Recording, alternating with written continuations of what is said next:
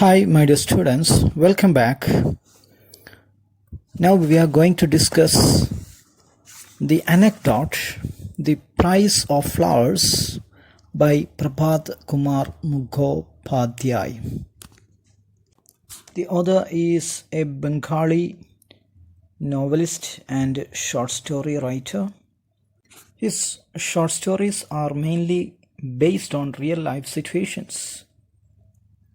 About this story, The Price of Flowers,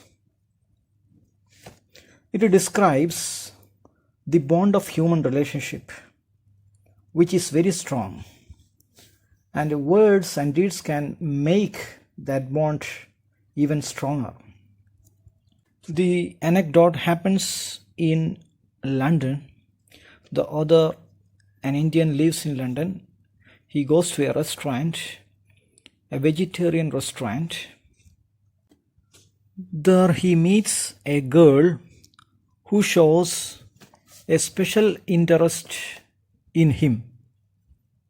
After finishing her lunch, she goes out and enquires the cashier about the author. Because of the interest shown by the girl in the author also becomes interested to know about her.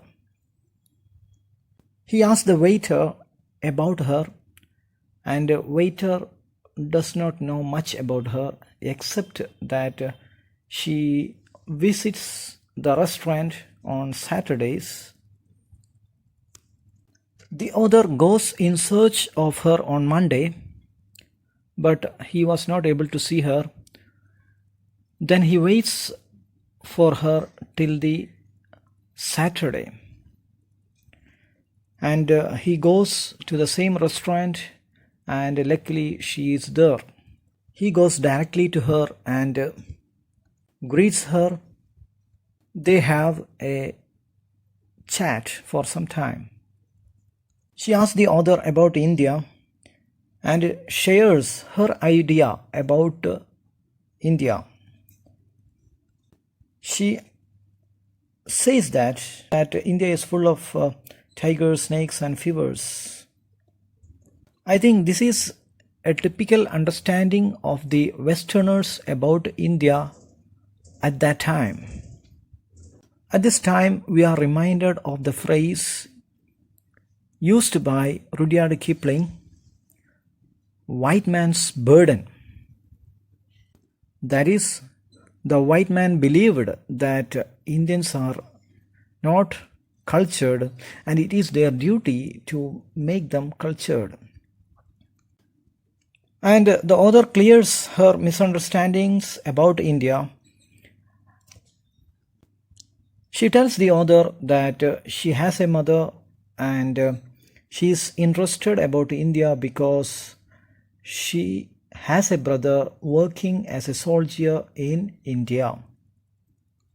And she did not get any communication from her brother for a long time. And her mother is worried because of that.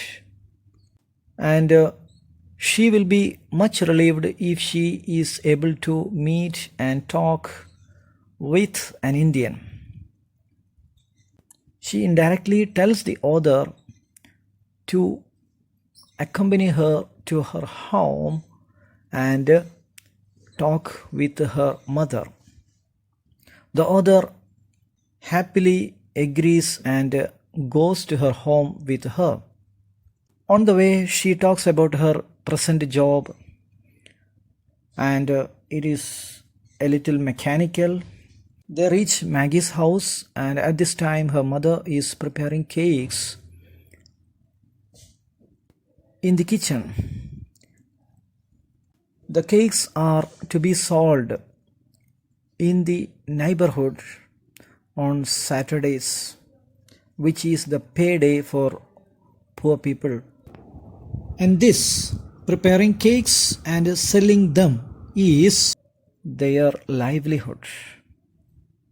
After her cake preparation, she talks to Mr. Gupta and she shares her misunderstandings about India. The author assures her that India is a good place, and snakes and tigers and fevers, it is not like what she has understood. The mother tells Maggie to show the magic ring to Mr. Gupta. She tells Mr. Gupta that the magic ring was sent by Mr. Frank, her son, who is working as a soldier in India, and it was gifted to Frank by a yogi.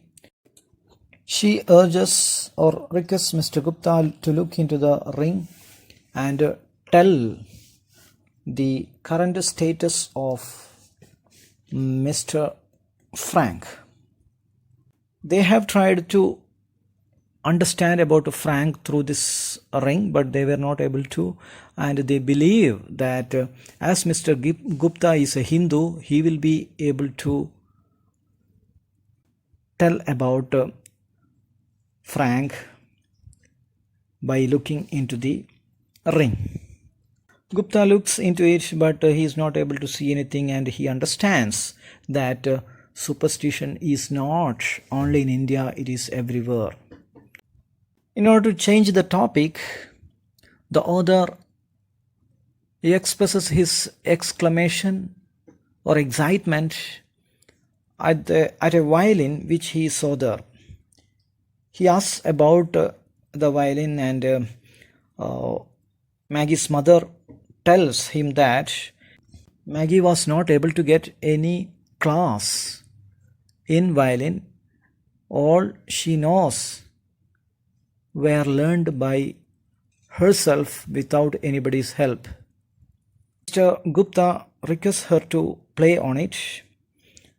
She was reluctant at first, and finally she plays on it. Mr. Gupta returns to his place.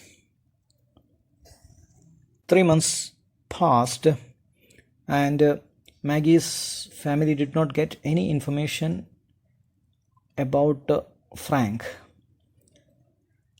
And as per their request, he inquires about Frank in India House. He gets the information that Frank is fighting in the northwest frontiers. Later, one day, Mr. Gupta gets a postcard from Maggie. It said that Maggie's mother is very ill, and he needs to go to her house. He goes there and meets Maggie. She's very pulled down, or she's very tired. Maggie makes a special request to Mr. Gupta. That is, her mother is in a very serious condition, and her condition is worsened by the fact that she is not getting any communication from her brother. She will be relieved if Mr. Gupta looks into the magic ring and tells her mother that Frank is all right. It is a lie, and Maggie was very hesitant to make this request. But Mr. Gupta accepts it very happily, thinking that it will be the smallest of the sins that he commit in his life. Then Mr. Gupta goes to Maggie's mother and tells this, that is, Mr. Frank is all right, he is alive, he has no problems. Because of this, Maggie's mother recovers. Mr. Gupta goes to his place. After a few days, it is the time to return to India. 1 month ago, he received a postcard from Maggie announcing Frank's death. He actually wanted to go to Maggie's home and tell them that he was going to India, he actually wanted to go and meet Maggie and her mother, but because of the lie which he told to Maggie's mother, he was reluctant. So he wrote to her about his departure. Maggie comes to him in the morning of his departure.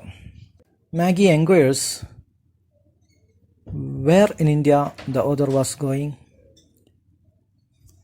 whether he will be able to go to Frank's grave and pay him floral tributes. That's all for now. We will discuss the next part in another video. Till then, goodbye. Thank you for listening. Take care.